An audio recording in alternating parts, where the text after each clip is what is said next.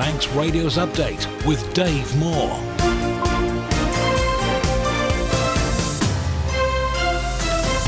Time is 5 o'clock. You're listening to Manx Radio. I am Dave Moore, and this is Update. Welcome to the programme. Half an hour of the latest news in the Isle of Man, plus Manx sport, business, travel updates, along with the newsmakers in person. Coming up, the Health Minister's defending the wording of Manx Care's mandate around the frequency of cancer screenings. A report's revealed a third of private asylum accommodation providers in Ireland has links to Isle of Man companies. And the Isle of Man will host the World Skateboard Championships in July. That's all coming up in the next half hour. First of all, the news headlines with Christian Jones. Faster, Mai. The Health Minister has hit back at accusations that this year's Manx Care mandate is the largest assault on NHS care the island has ever seen. Some backbenchers describe the way it's been written as poor, though, and labelled its handling as cowardly. Claire Christian was mocked in the House of Keys. So the mandate really could be read in different ways, and depending on your view... That is the problem. The Cybersecurity Centre for the Isle of Man says it's received several reports of scam texts from what appear to be credible courier firms. The messages are impersonating companies like Royal Mail, claiming they're unable to deliver as the address is incomplete. And the Isle of Man is scheduled to be part of the World Downhill Skateboarding Championship for the first time this summer. In my opinion, this is probably the most spectacular non-motorised race event that you can have. That event organiser Selim Kamali there. The island will host the third round of the series in July. Further afield, and triple killer Carl Clifford has been told he will never be released from prison after murdering his ex-girlfriend, her mother and her sister. Today's sentence sends a message to men who perpetrate serious acts of violence against women. You will be held accountable and you will face the full force of the law. The 26-year-old's been given 3 whole life orders for the attack on the Hunt family in Bushey in Hertfordshire last year. A man's been arrested on suspicion of gross negligence manslaughter after a tanker and cargo ship crashed in the North Sea. A crew member is still missing, presumed dead. And the UK's entry for this year's Eurovision say they're living their dream after years of being fans of the contest. Girl group Remember Monday will perform at the competition in Switzerland in May. It's like 200 million people that we're performing to. It's insane. It's so much pressure. Those are the Update News headlines next at 6. Moving on to the weather, dry with clear spells, although there is a risk of a few showers this evening. These may be quite heavy and could turn wintry over the hills. Moderate to fresh northwest winds and a minimum temperature of 1 degree Celsius overnight. A cold start to the day tomorrow, a small risk of frost and icy patches in places, sheltered from the northerly wind. The rest of the day will be dry with sunny spells and fresh to strong northerly winds, best temperature 8 degrees Celsius, and generally dry with sunny intervals on Thursday, light to moderate northerly winds and a top temperature of 8 Celsius. Manx Glass and Glazing can supply and install single, double and triple glazing. Call 674 573 or visit the showroom on the Snugborough Trading Estate.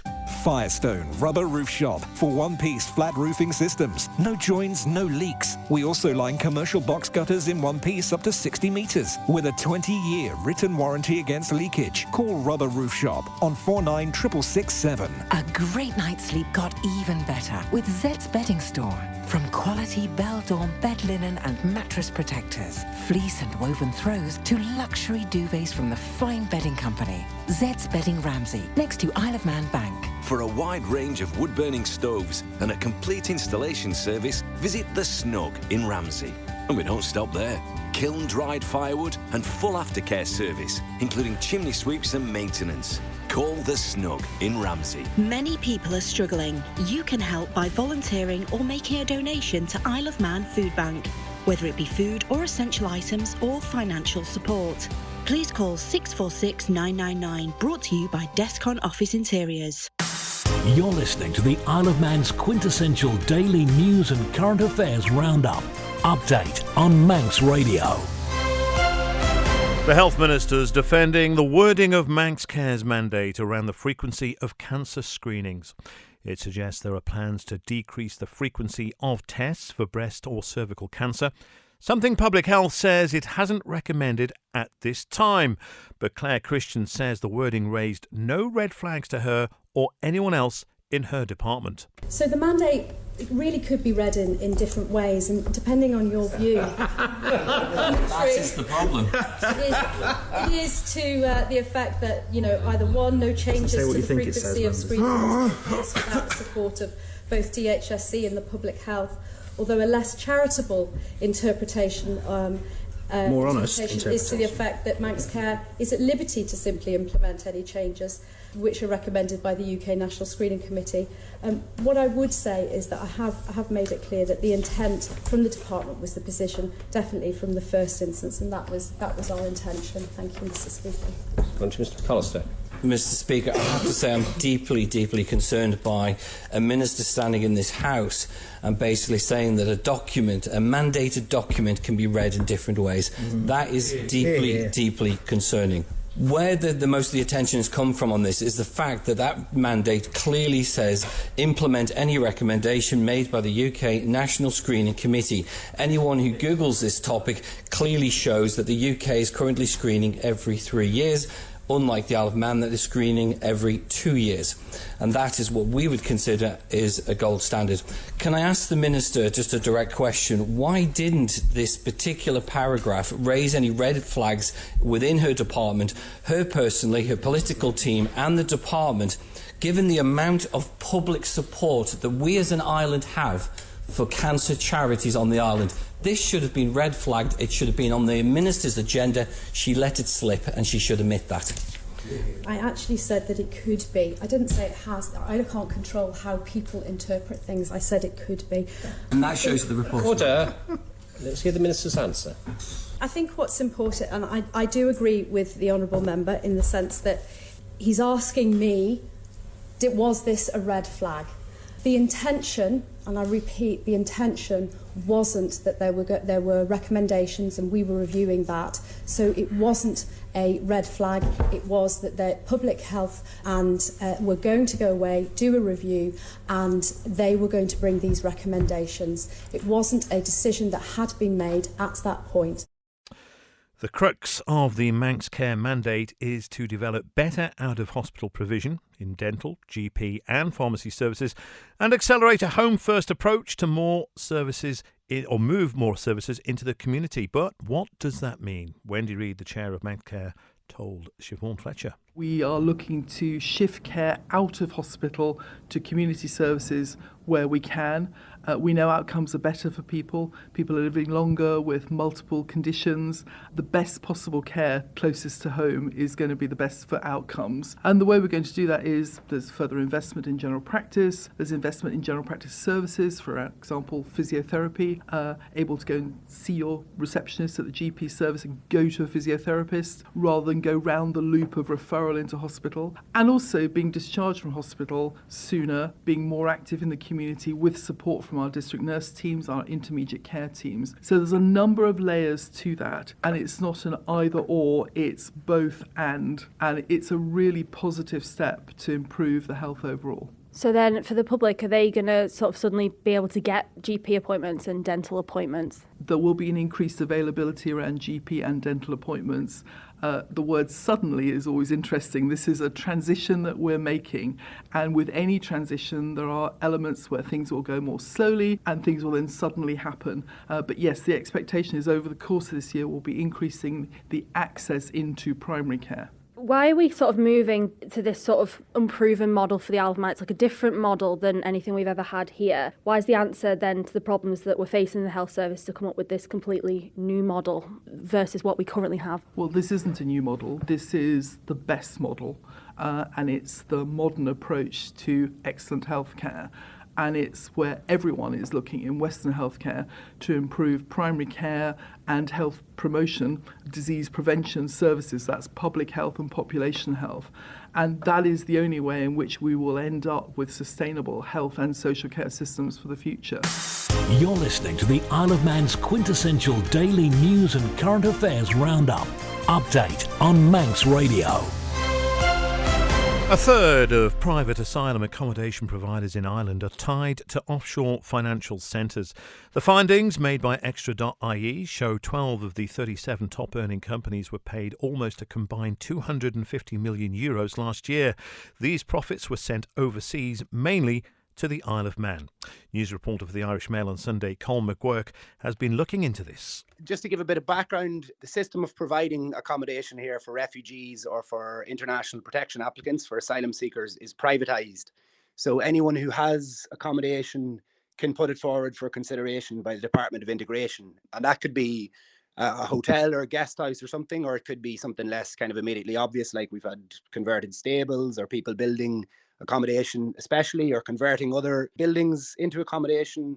And often there's some issues with planning regulation stuff there as well. But in this case, we were just looking at the Department of Integration released its final figures for 2024 last week. So just putting all the figures together, who got paid what, we can see that, well, first of all, there was about 1.9 billion in total paid to about over 600, between 600 and 700 different companies of varying sizes. Now, we just analysed the top 30, 40 of those, and just by checking who these companies are, we can see that a lot of them are ultimately based in tax havens, but usually the Isle of Man, actually. So we found that by analysing the companies who were paid the most, the top, say, I think it was 35, 37 companies, we found that 12 of those are ultimately based in tax havens. And I think of that number, 10 of those were in the Isle of Man. So that comes to about it was about €152.6 million was paid last year to 10 different companies that are ultimately based in the Isle of Man. Now, there's no suggestion, though, of any wrongdoing here, is there? No, there's nothing illegal about what's happening here. It's really just a question of how appropriate it is to be, I guess, spending the taxpayers' money here on handing it to these companies then who are not then ultimately paying their fair share of tax here. You know, the company that's based in the Isle of Man is not listed on the department's document. It will go through some holding companies, often a series of holding companies, and eventually you'll see that the ultimate ownership is in the Isle of Man. And that's usually where you have to stop your investigation, because it's harder there's less transparency about companies based there. Even just simple things like saying who the directors are, it's not as straightforward. Most of the companies do have Irish directors, so it's likely that they have set up this tax arrangement or this arrangement to avail of this kind of oversight from the government. I understand that some politicians in Ireland are not happy about this. We've had, for example, the Labour TD Alan Kelly, who is now on the state's spending watchdog, the Public Accounts Committee, and he has said that it's not sustainable and it's not right to continue as it is. So he told us last week for our story that this shows the kind of need for a proper full state system to deal with the state's requirements. And the state has committed to ending this sort of for-profit system, but it was supposed to have happened by the end of 2024. So we'll see where that goes. Moving on to sport now, and FC Isle of Man's latest barren spell in the North West Counties Football League Premier Division continued over the weekend as they slumped to a 3-2 home defeat at the hands of relegation-threatened Squires Gate. Jack Coop put the visitors in front on 16 minutes before a Tom Creer equaliser for the Manx side 4 minutes before half-time, but 2 early second-half goals for the visitors sealed the win for the travelling side. FC Isle of Man manager Paul Jones says, from the boss's point of view, disappointment is an understatement. The results are on me ultimately, and we also need to find a way to provide the players the support to win games of football like that. We've had too many since the start of 2025 where we've created lots of chances and not won a game. So the buck always first stops with the manager and coaches, and then we had a conversation about what we could do to support them. They're really good players. Like, they shouldn't be making the mistakes they're making to concede goals, and they certainly shouldn't be missing the chances that they're missing, because they're really good players. So there's something there that they're not quite confident, or they're not quite executing as we know they can in key moments, and that's on all of us to figure out why. They obviously have some individual responsibility around that, but we all do as a collective to help. You mentioned there maybe just silly mistakes are costing you in key moments of the game, and this is now your third season as a team in this division there. So along with the lessons that you say you've learnt in previous times we've spoken about things, what needs to be learned now in these final few games of the season to try and put some of these concerns that you've raised to bed? You don't just do something one week and then it's solved. It keeps rearing its head, and we're playing a different way with the ball a little bit more, and like everyone learns at different rates, and it's very difficult to get the whole squad to the point where you think we're solved, we're sorted. We made a lot of changes tonight because they're all in force, which doesn't help, so it'd be lovely to have a consistent group to select from week in and week out. And then they can maybe learn a little bit quicker at times, but if I could put my finger on it, I would. It's part of the challenge of bringing footballers who have played a lot of their football on the Isle of Man to this system. Manx Radio Travel, driven by Quayside Tyres and Service Centre. And it's looking good at the moment down at the airport. The Logan Air flight at 6 o'clock is due to depart on time.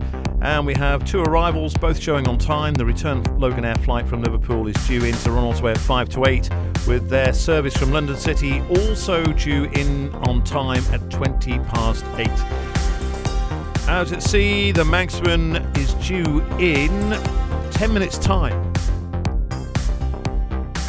In fact, I can see it's already here. So the Manxman's arrived into port. On the roads, there are now 14-mile-an-hour speed limits in place through parts of the lower section of the TT course. This is until Friday, May the 9th. The Department of Infrastructure say this won't be applied in a blanket fashion. They intend to divide the course up into a number of sections and only display the speed limit signs when work is being done in those areas. And still temporary lights on the Newcastle Town Road at Newtown between Ballavartin and Mount Murray, 24 hours a day for resurfacing. Temporary lights elsewhere in Glencrutchy Road, Lord Street, 24 hours a day, and also Westmoreland Road in Douglas. Groves Road is still closed by the NSC for drainage work. And there are temporary lights during the daytime at Whitebridge Road. Peel, there are restrictions on the promenade between the bottom of Stanley Road and Walpole Road. Up in Ramsey, the swing bridge remains closed to traffic. And temporary lights on the Coast Road through Bold Drive. Ask how you can spread the cost interest-free at Quayside. For the first time ever this year, the Isle of Man will host a round of the World Downhill Skateboarding Championships. It'll take place on the section of the Thalty-Wheel Road from July the 4th until the 6th. The event's promoter, Salim Kamali, thinks everyone will be in for a high-octane experience this summer. Well, we've been wanting to come to the Isle of Man since last year, in fact. The Isle of Man, I think, is an obvious choice, really, for us. The island is synonymous with speed and outdoor activities. And I think any member of our community, they're all in awe of the TT race. And it just seemed like a really good fit. So we really wanted to be on the iconic TT track, on the gooseneck section, and coming down through the hairpin into the town. But last year, obviously, they had a lot of road closures already planned, so that wasn't doable this year. But I think if this is a success this year, what we're going to be doing on the A14 down in Thalty-Wheel, we may then be on that section of the road in 2026. I think it will be monumental to be on the iconic, the actual TT racetrack. What kind of spectacle can the Isle of Man expect when it comes to downhill skateboarding? In my opinion, this is probably the most spectacular non-motorized race event that you can have. These guys are hitting speeds of in excess of 70 to 75 miles an hour, and the losers are even faster than the skaters. So I think the residents are in for a treat. For a non-motorized sport, I don't think you can get more spectacular and adrenaline-fueled. The idea is not to do a one-off event and then come and visit the island just for the sake of having been on the TT track. The idea is to try and build an event which then turns into a bit of a festival, that we can have the race village, some music, pop-up shops. Our goals are always aimed at running multi-year events. The idea is to build this into a multi-year stop where the islanders, they get to watch a great spectacle, B, local trade, do some brisk business on that weekend. You're listening to the Isle of Man's quintessential daily news and current affairs roundup. Update on Manx Radio.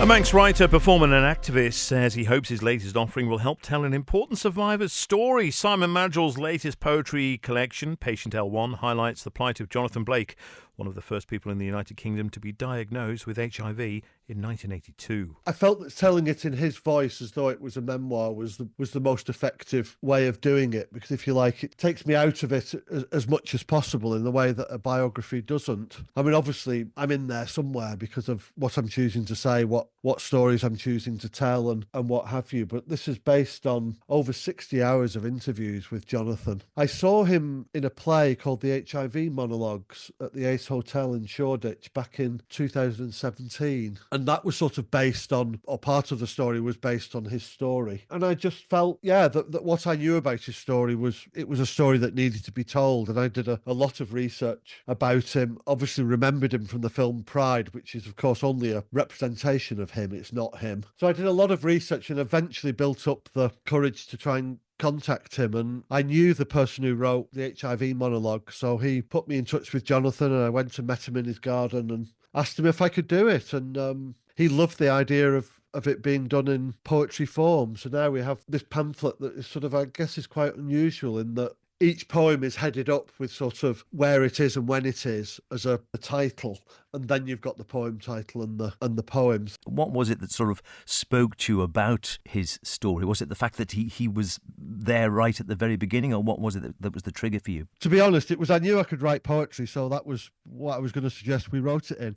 I mean, in hindsight now, it's a brilliant idea, but it was more driven by the fact that I knew I could write poetry, so therefore why don't I suggest doing it in poetry? You know, someone that's lived throughout all of the major changes in LGBTQI life, politically and legally, for the last 75 years, I think is a more powerful way of telling the story than a biography or a historical book. It is absolutely extraordinary that this man survived for 14 years without effective medicine and then has now lived over 42 years since his diagnosis with HIV. So it's a survivor's story. You're listening to Manx Radio. This is Update. A teenager from the Isle of Man has won 3 breed classes in her group at Crufts. Kaylee, Honey and Oscar, a 7-year-old Chianeko, won in the veteran dog class, best veteran dog and best veteran in breed. She's done some showing on the island and won prizes over here, qualified to go to Crufts, and it was her first time. Emma, can you tell us, how was it for Kayla as she prepared ahead of Crufts? It was very daunting. So she put lots of practice in, wanted to go and impress the judges, really know her stuff, work with the dog. But the anxiety was definitely high, being such a big international competition. And having to compete at that level and then hearing that results, can you share any of that emotions, either from her side or even from your side as her mum? Yeah, we're all so proud of her. She was absolutely over the moon. Her and Oscar have a great relationship. I think it helped because he's a seasoned show dog. He knows what he's doing. So he kind of really showed her the ropes and gave her that confidence. But she was absolutely over the moon. Now, I know it was Kayla's first Crufts. Was it also Oscar's first Crufts, or has he attended with another family member previously? So he attended with his breeder and owner, which is Mrs. Janetta Taylor, who was also with us with Oscar's sister, who was also competing. So they've been over many times before and doing a lot of the show circuits around the UK and Scotland. Now, what does these wins mean for Kayla? It's given her a massive confidence boost in her ability. It also means that she's automatically qualified for next year's Crufts. It's given her aspirations that actually she would like to go on later and maybe have her own show dog, potentially in years to come even breed her own. She definitely wants to get through to the big green carpet that goes on the TV. We sat having fun watching the other competitors who'd made it through to the finals of their groups. It was just an amazing experience. What I would say is there's not enough young people showing, so it would be great for them to get some exposure and really try and encourage more people with registered, Kennel Club registered dogs to get interested in showing and keep it alive on the island would be a great idea.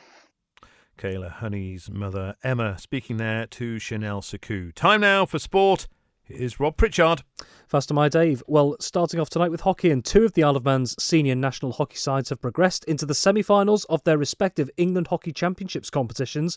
The Isle of Man men's B and women's B squads both claimed victories during their last 8 ties in the EH men's Tier 3 plate and EH women's Tier 3 plate tournaments.